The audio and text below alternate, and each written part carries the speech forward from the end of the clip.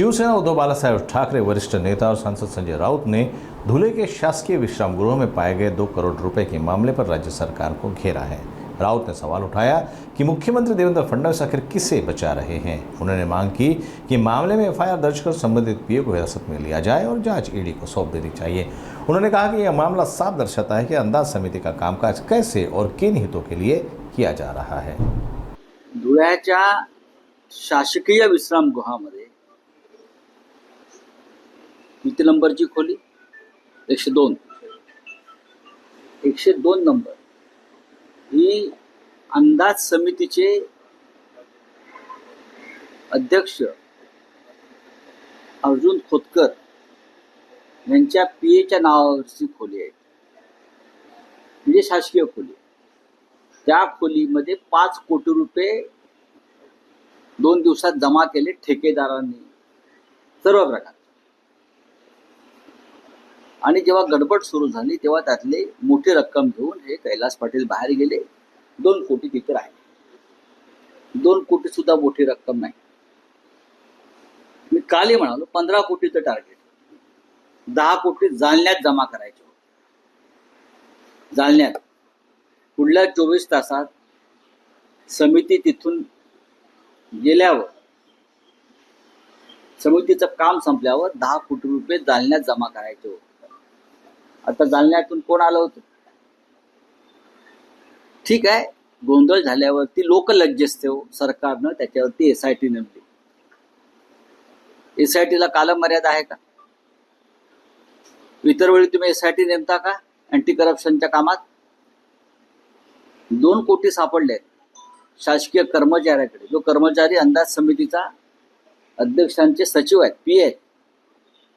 खोतकर मंत्री असतानाही हे महाशय त्यांच्याबरोबरच होते। म्हणजे पैसे कोणासाठी जमा केले जात होते आणि कोण देत होतं आणि का देत होतं। आजच्या सामनामध्ये अंदाज समितीचं कार्य दिलंय। हे कार्य काय आहे हे जर समजून घेतलं तर अंदाज समितीच्या अध्यक्षांकडे पैसे कशा प्रकारे गोळा होत होते, आतापर्यंत किती बैठका झाल्या, हे महाशय अंदाज समितीचे अध्यक्ष झाल्यावर किती बैठका झाल्या, कोणत्या कोणत्या जिल्ह्यात गेले, तिथे काय जमा झालं, या सगळ्याची चौकशी कालमर्यादेत होणं गरजेचं आहे।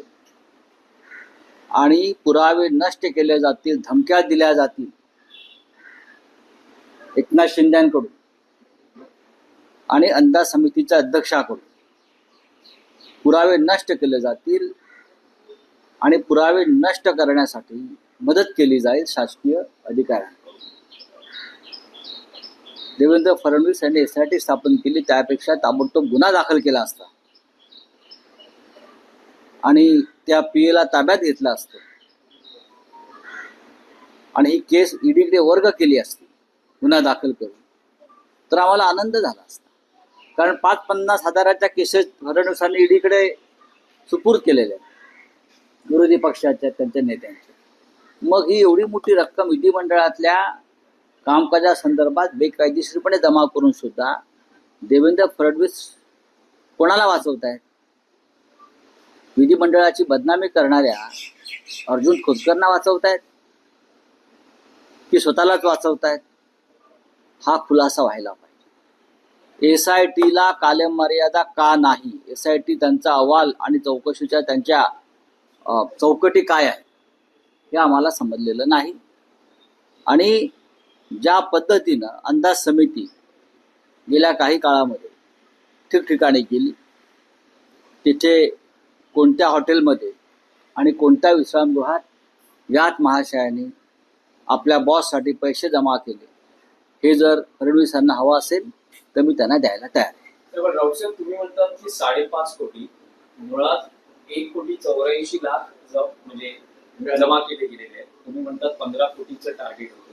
नाही, मी म्हणतो तुम्ही माझी उलट तपासणी कशा करता घेता? मी म्हणतोय की मी तुम्हाला काय झालं उरलेली रक्कम 5.5 कोटीतली उरलेली रक्कम जेव्हा हा माणूस घाईघाईने बाहेर पळून गेला तेव्हा जाताना त्याने गाडीत बॅगा टाकल्या, त्याच्याबरोबर अजून एक व्यक्ती होती।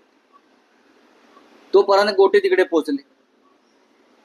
गोटे पोहोचल्यामुळे ही रक्कम ते उचलू शकले नाही। 2 कोटीच्या ती तिकडे राहिली। 5 कोटी 5.5 कोटीच जमा करायचे होते. 5-5.5 कोटी उरलेली रक्कम जालन्यात जमा करायची. ती कदाचित जमा झाली पण असेल, काय सांगता येत नाही. नाही, पण त्यात असं होत आहे की आता अर्जुन खोतकर आणि त्यांचे जे काही सहकारी आहेत ते सांगतायत की या रकमेशी आमचा काही संबंध नाही, हे आम्हाला बदनाम करण्याचं कशा षडयंत्र करता? आहे. तर नेमकं मग काय बदनाम करण्याचे षडयंत्र आहे? मग त्या किशोर पाटील निलंबित कशा करता गेले सरकारने? तो शासकीय कर्मचारी म्हणून तिथे का आला होता? तो कोणाचा पेय होता?